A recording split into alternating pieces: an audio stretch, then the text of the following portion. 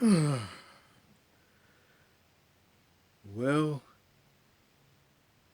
it's just another lonely night. Another lonely night at my home.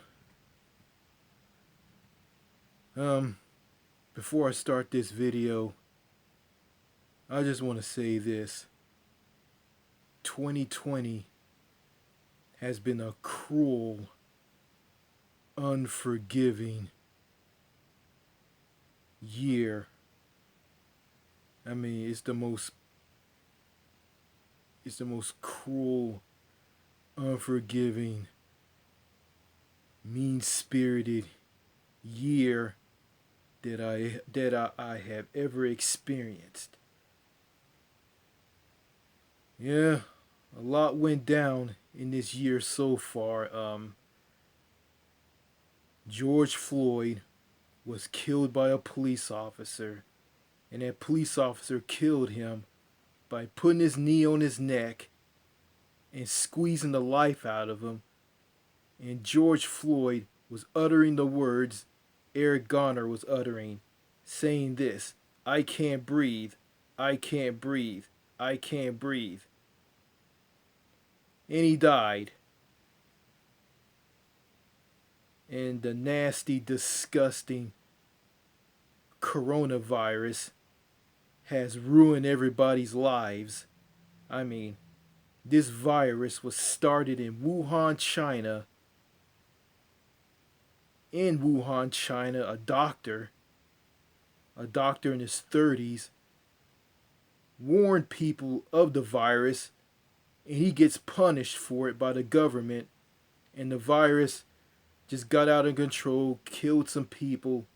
Then it spread to every country around the world, and every country around the world is affected by the coronavirus. I don't know if this virus is gonna make the human race extinct. I don't know if it's gonna wipe out every Homo sapien in the world. I don't know. I really don't know. This virus has ruined people's lives, and this virus, COVID 19, or the novel coronavirus, or just the coronavirus, this virus has traveled to more countries than me. This virus has been to every country in the world.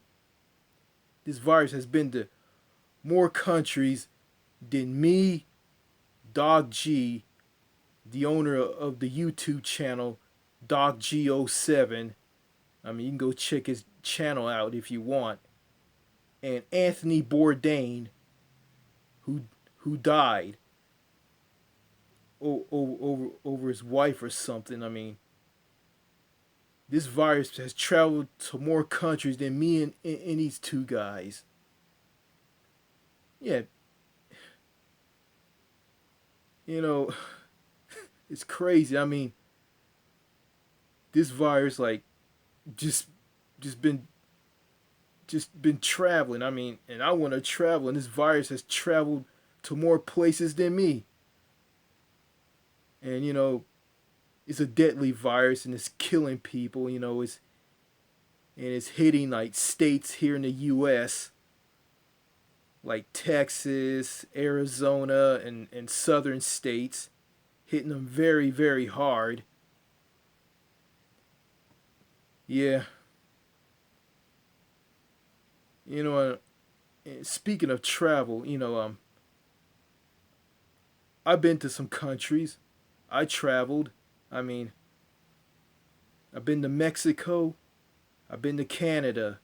I've been to the United Kingdom. I've been to Belgium. I've been to Norway. I've been to Germany, Deutschland, and I've been to France. And this video that I'm about to do is about something in Europe. Um,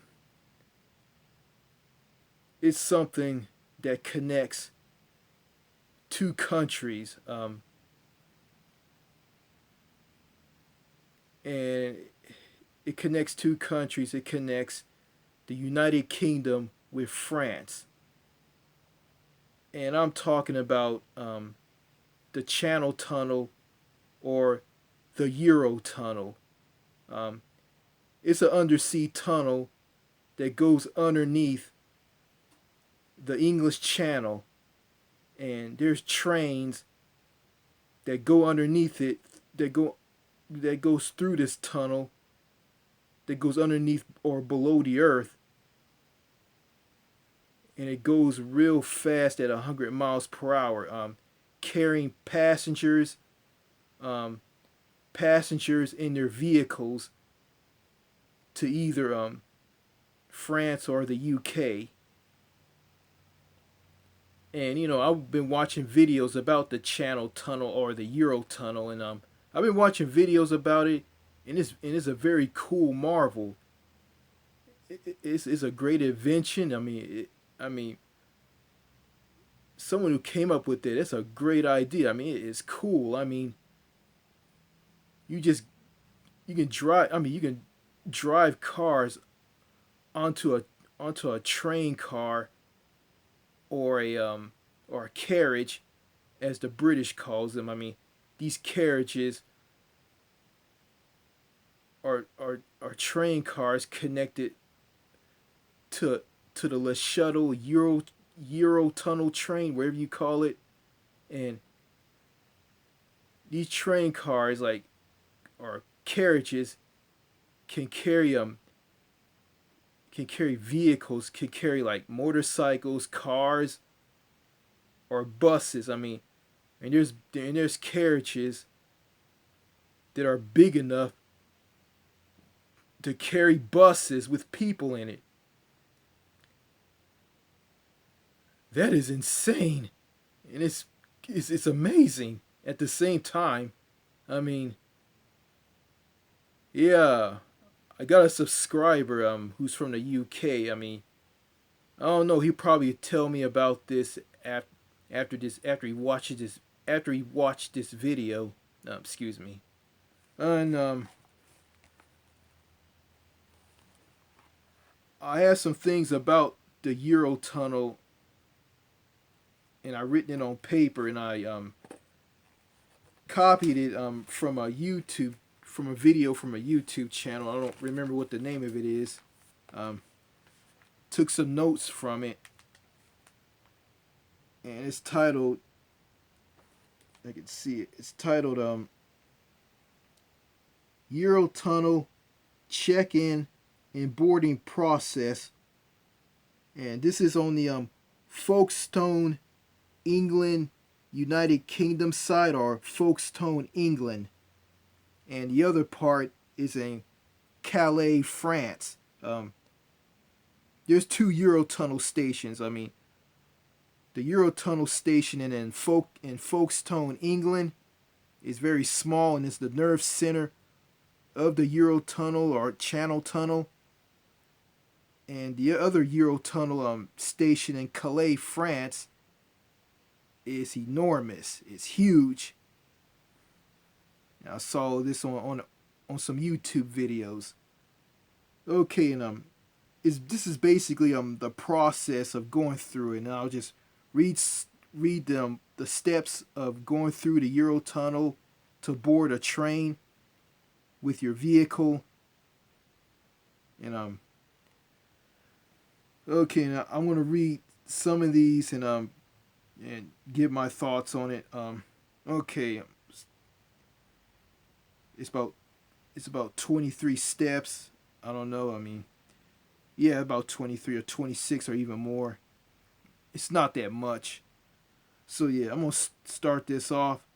Okay, number 1, exit junction 11A off the M20, M20 motorway. In Britain, they call highways motorways. So the M20 motorway, I think it runs from London to Folkestone in southeastern England. I hope I'm right on this. And Yeah. Okay, number two, keep to the right. Left is for the freight train. Okay, okay. Number three, check-in booths. There are left and right hand drive versions. Number four, number plate recognition should confirm your booking. If it doesn't work, type your booking reference on the screen. Number five, follow the on screen promotes to select your departure time. You may be offered an earlier train.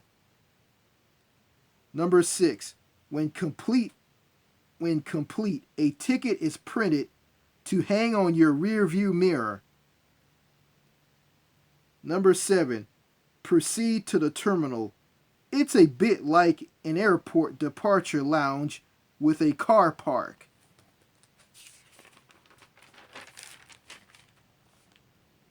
Number eight, during busy periods, if your boarding is due, you may be directed to turn right here by an official and go direct to passport control for boarding.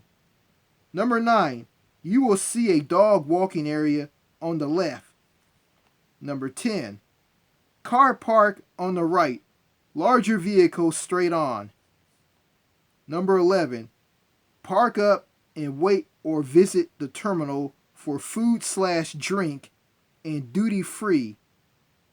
You can also buy vehicle accessories for traveling on the European or Asian continent, headlight beam benders, for example. Number 12, the blue screen informs you when your boarding is due. The ticket, now on your rearview mirror, has a letter which corresponds to the times on the screen. There are also screens inside the terminal.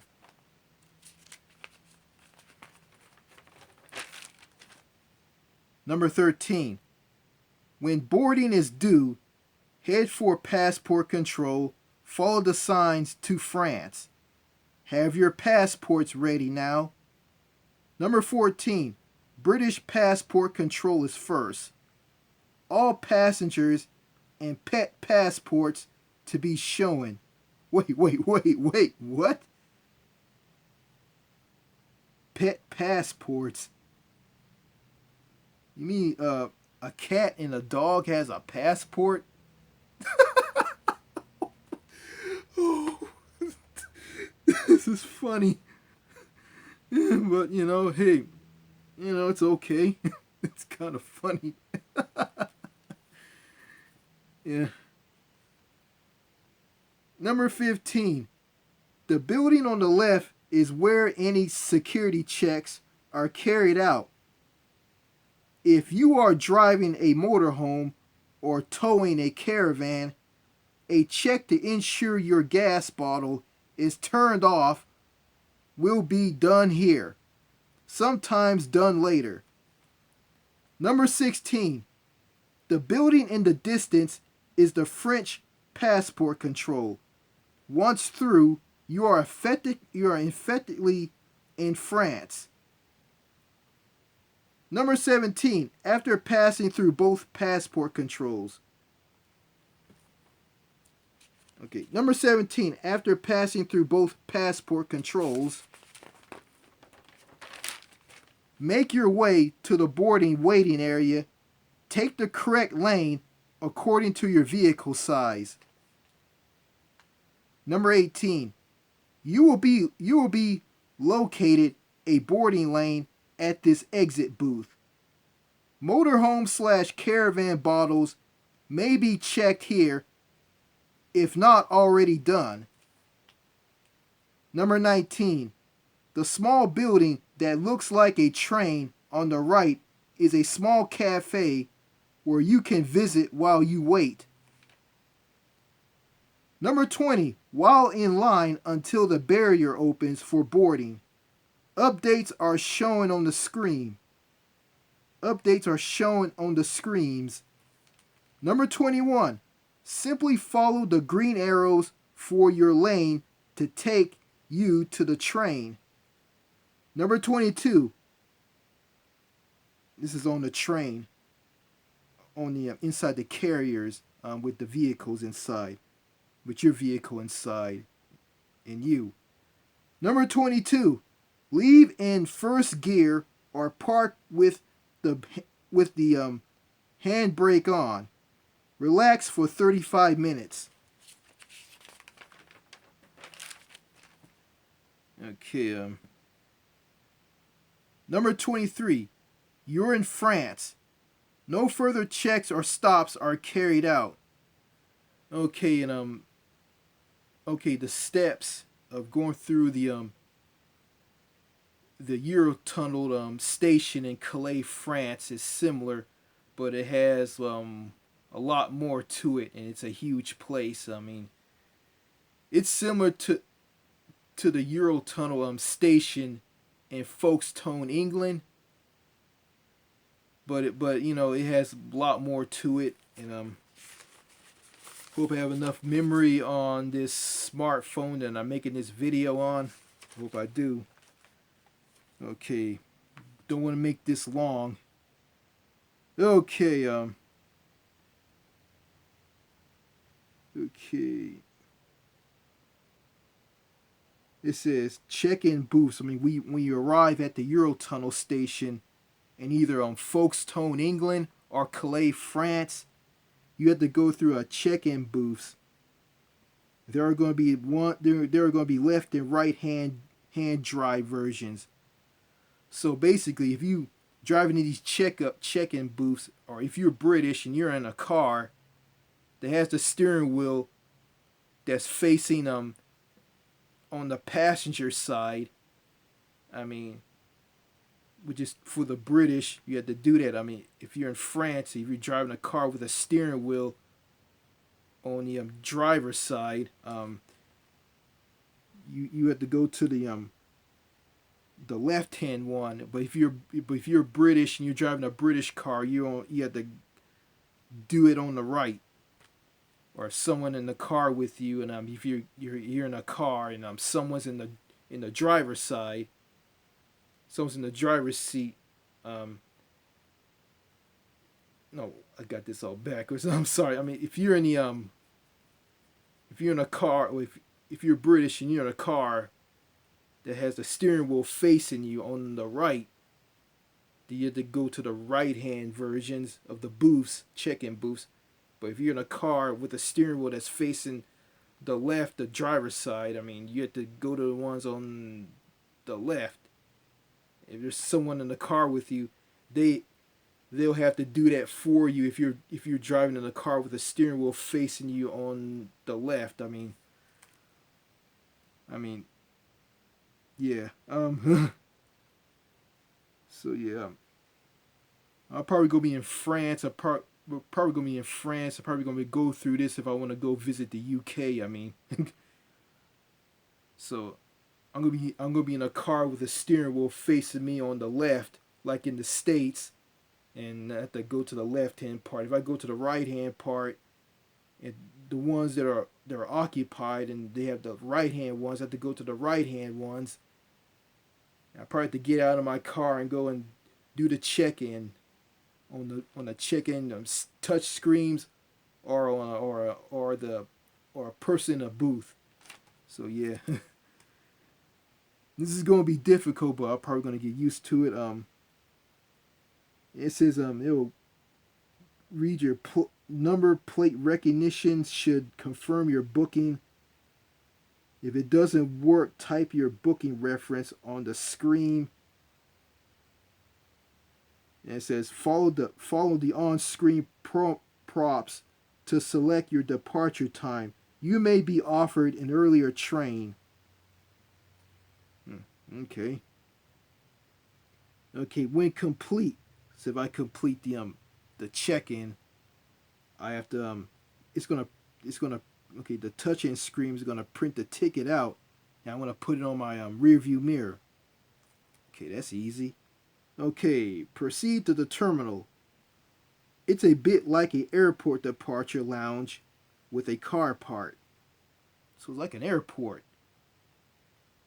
Um, yeah, the car park, the car park thing. I mean, that's just British slang. I mean, car park in British English means parking lot. I mean, America, people call it a parking lot. Americans call a parking lot a parking lot. In Britain, they call a parking lot a car park. So yeah. Okay. Okay, it says during busy periods, if you if your boarding if your boarding is due, you may be directed to turn right here by an official and go direct to the passport control for booking. Um, okay. I go to the parking lot or car park and wait there and look at the blue screens while I'm in the parking lot. I can go inside a shop, whatnot, to buy food and accessories and sit down and eat food and watch the screen, to see if my number is going to be called. Okay.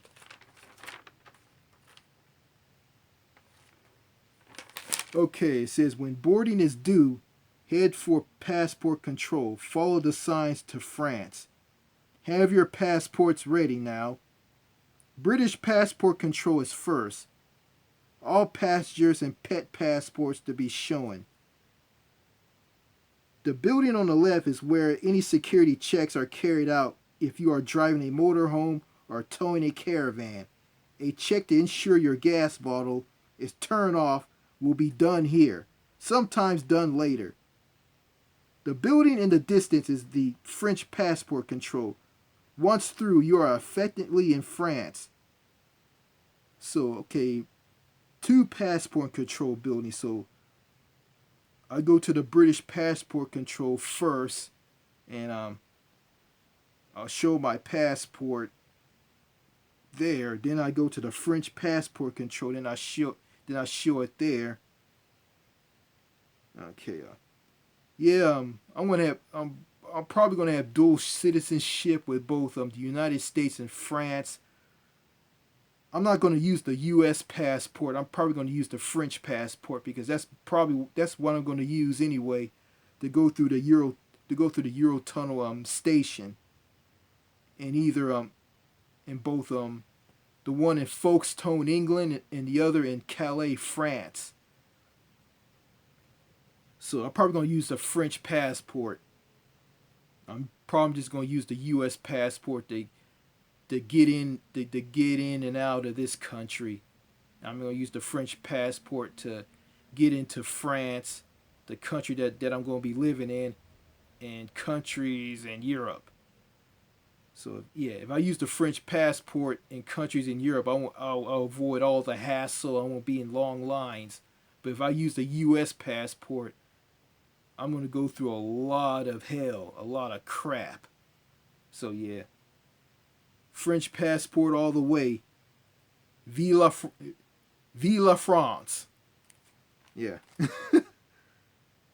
Okay. After passing through both passport controls, make your way to the boarding waiting area. Take the correct lane according to your vehicle size. So basically if I'm driving a motorhome or a big bus with people in it, a bus driver to take people from countries in Europe to UK or to the UK and other countries. If I go through the car part, the smaller vehicles, the bus won't get through, and that would be stupid.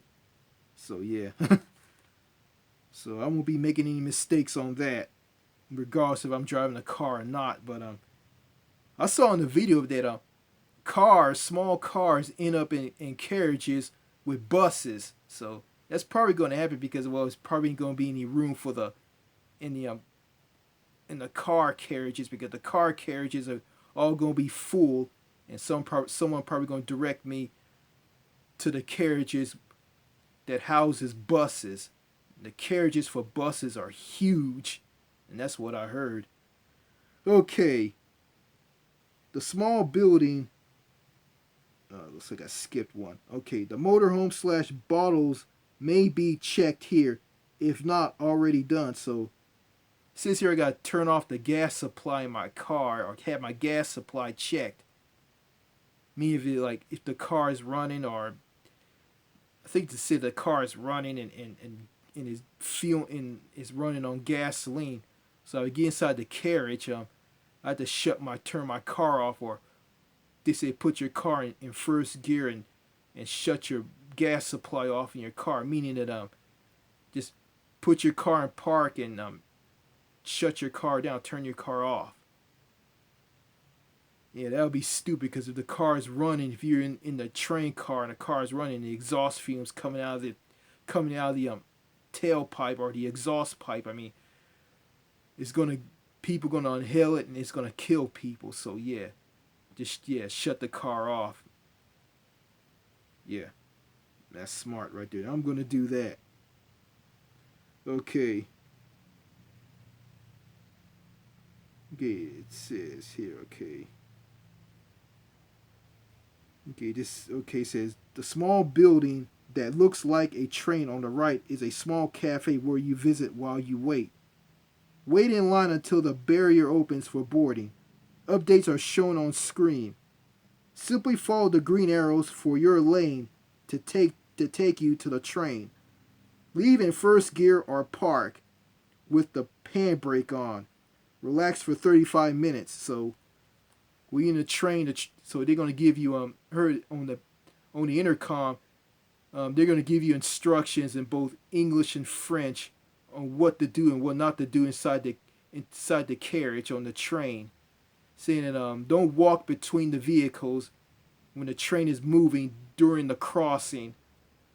Um, don't stand near the vehicles, and don't turn on your smartphone or your Apple iPod, or turn on the radio in your car, because it's gonna affect it's gonna interfere with their signals, and it's gonna cause some problems. So that's a no. Don't do that.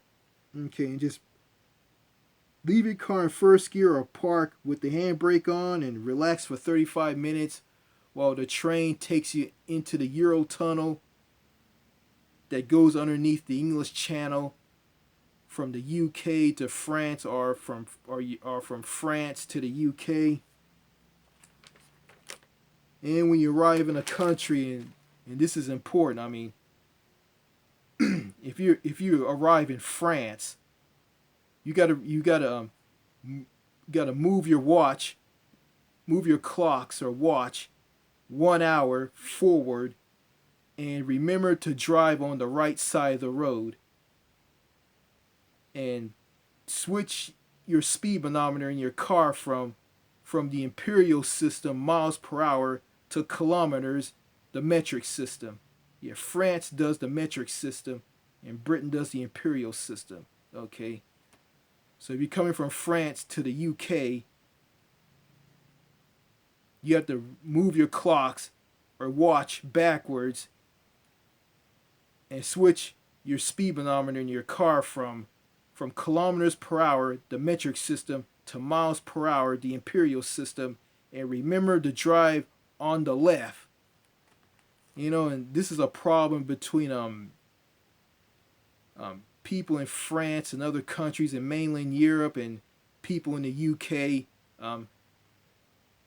People in the UK get to France and they forget that they gotta drive on the right side of the road, and they drive on the left, and they see oncoming traffic coming towards them, and they have to move the car quickly back onto the right side of the road. And this happens to people who go from countries in Europe into the UK. They forget that they had to drive on the left and not on the right, so that caused problems. So I probably won't be forgetful on this. I have a very good mind, so my mind has foul ups sometimes, not all the time, but I probably will recognize this and remind myself of this. And yeah,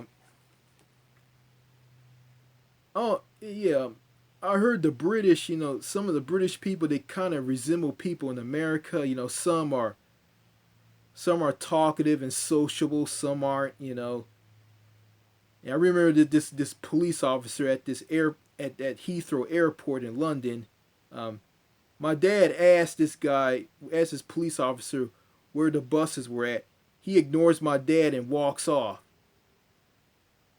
So yeah, and there's some Brits who are going to be rude to you, and there's some Brits who aren't going to be rude to you, and people say the people in France, the French, are rude, and that's a lie. The French are nice people. It's just the culture. You got the French don't do things like people in the UK and the US does. I mean, yeah, you gotta speak to them in French, and you gotta be polite. You gotta have manners. I mean, the French people don't stare at each other. They don't do that, and and they don't come up to you and talk to you because they don't do that because I guess they find that to be strange. And plus they do a thing like that's called la bise, where they do a fake kiss far away from the face, like one side of away from the face and the one side of the other face. If they kiss each other on the cheek, that's considered like gross. So I'm not gonna get upset while I'm in France. I just gotta understand the French people. Um, and I heard and someone from Poland commented on one of my video commented on a comment that I dropped on a video on a YouTube channel about the British Empire, and they told me that the UK sucks, and hello from Poland or whatnot. Yeah, some people say some negative things about the UK. I've been to the UK, but I haven't stayed in the country for a long time and experienced how things are there. I just saw little things there, and that's it. And same thing in France. And I remember I was in a city in northwestern France called Le Havre. Le Havre. I hope I'm pronouncing his name right. I mean, it's a port city, and me and this bald headed guy with tattoos, saw this homeless guy come walking by. He was talking to himself in French, and I looked at the bald headed guy. Something I shouldn't done. Like that was rude. I mean, he looked at the homeless guy walking away, and he turns to me and tells me the guy was crazy like this. And I do this back to him, and he shakes his head.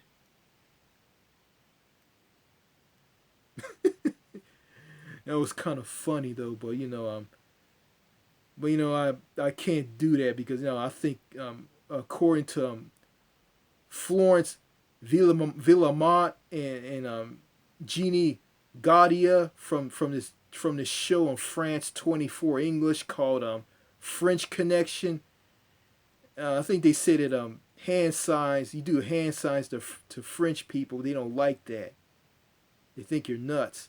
So I don't know. I mean, they say some things that are true on it. There's some things that they say that's not true. So yeah, um, I'm probably gonna get along with the people in Germany and in Belgium. I'm probably gonna go to the Flemish part of Belgium, the northern part of Belgium, Flemish, which is Dutch speaking, and I'll probably gonna go to the southern part of Belgium, which is Wallona or Walloon, French speaking.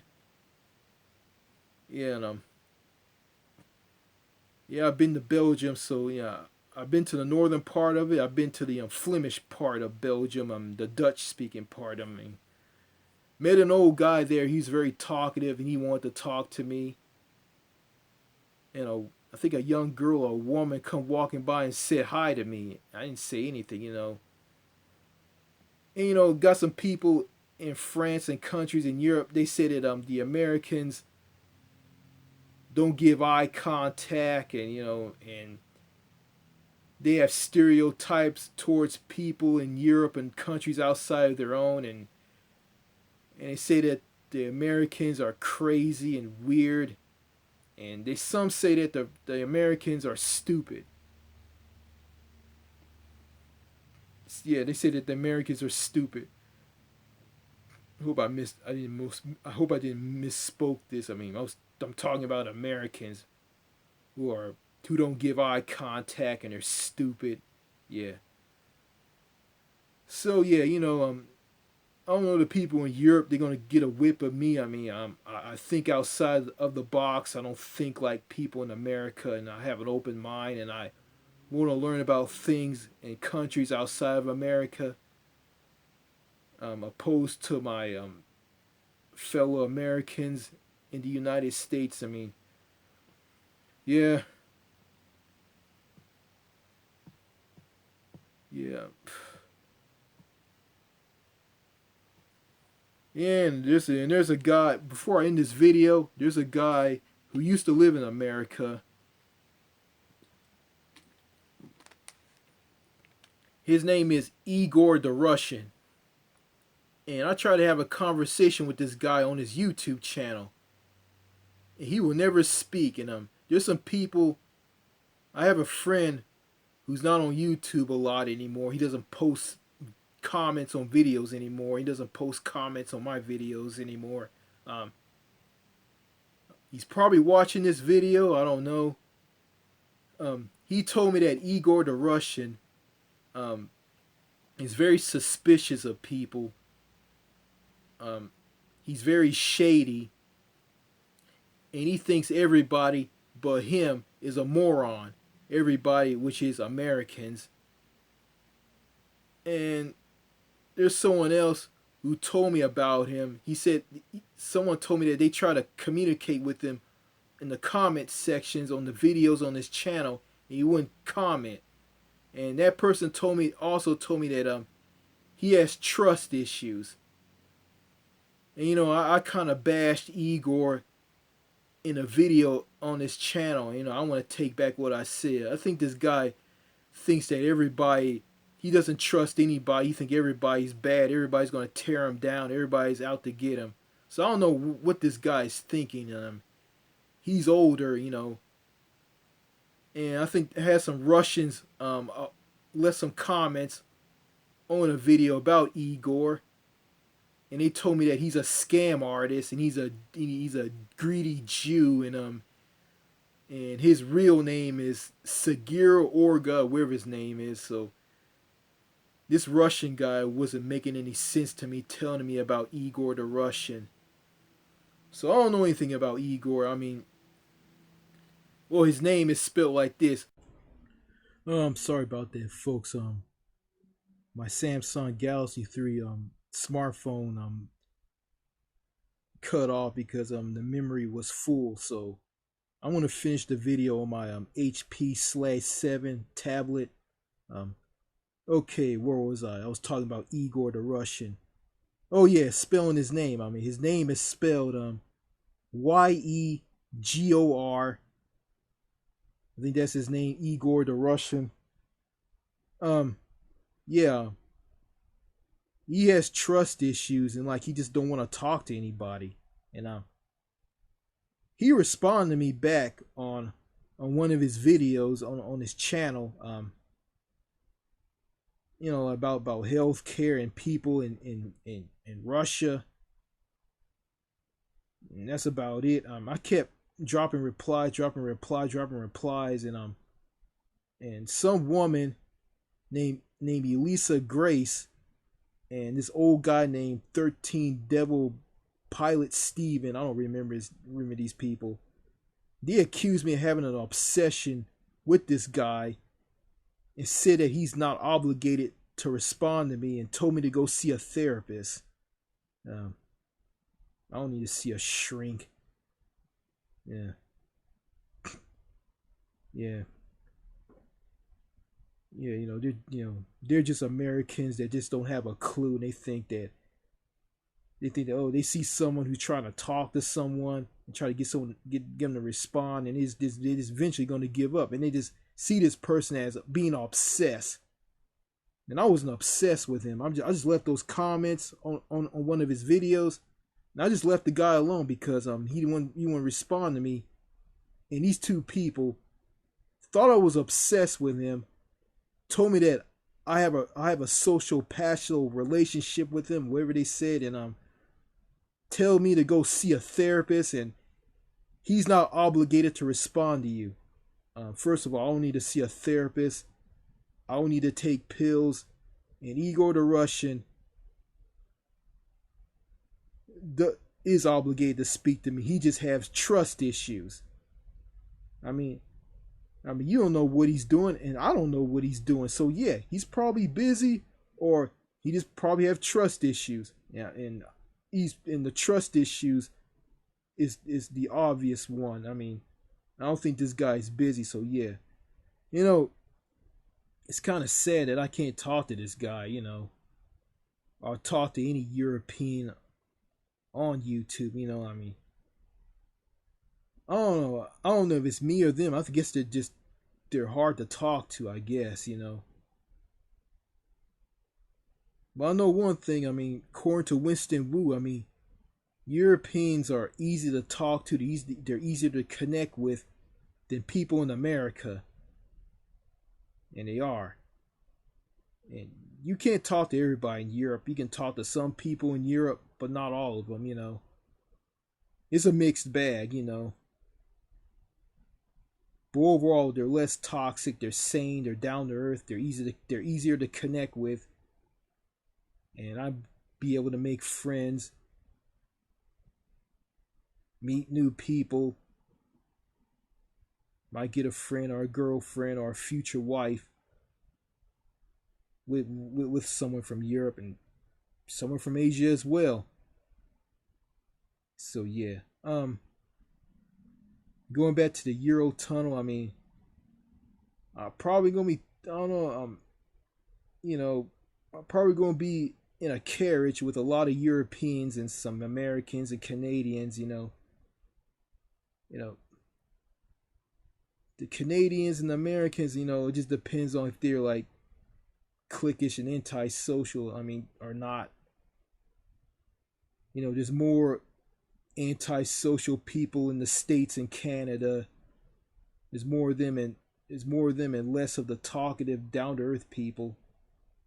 And I don't know about the Europeans. I don't know. I mean, I'm probably gonna be talking to British people, French people, people from Spain, France, Italy, Ireland, Scotland, Wales, in the UK, Belgium, Germany, Deutschland,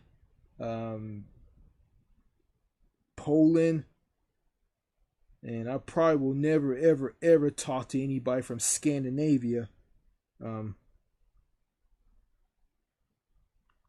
probably won't be talking to anybody from Scandinavia at all. On the Eurotunnel train or carriages for vehicles and people, or the passenger train. Um, uh, Scandinavia,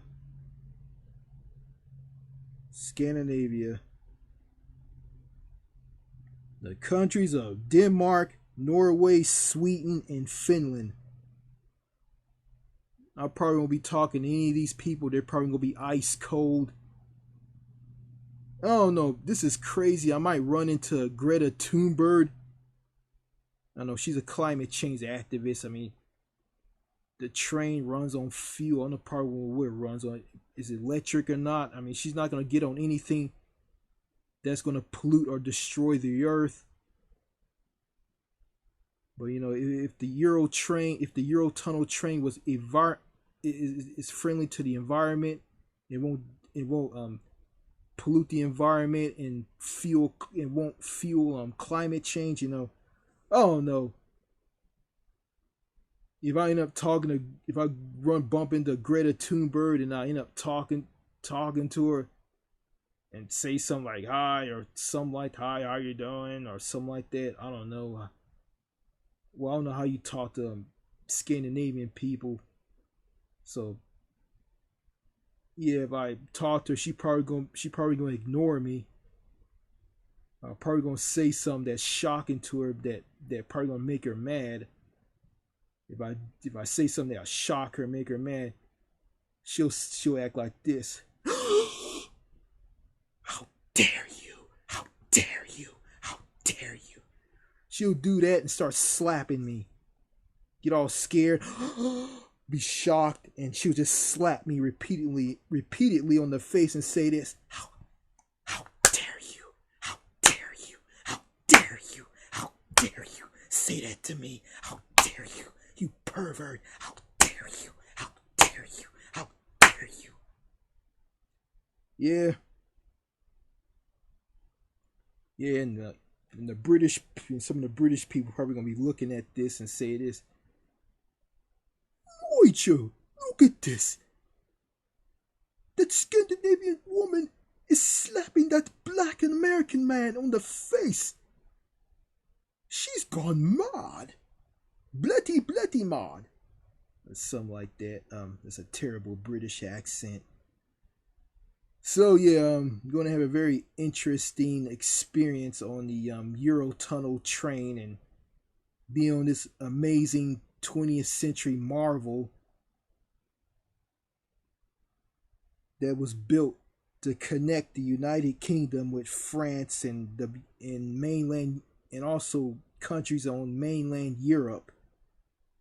So yeah. So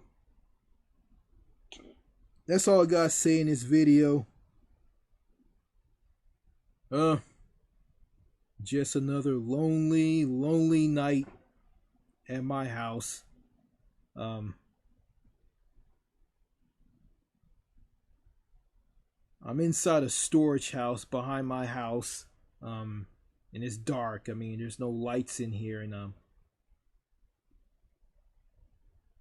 I had the Samsung Galaxy 3 smartphone to show myself in the video, and on this Slag 7 tablet, which I'm making this video on, I'm using my Apple iPad Mini for light to see me. Yeah. So yeah, that's all I gotta say in this video.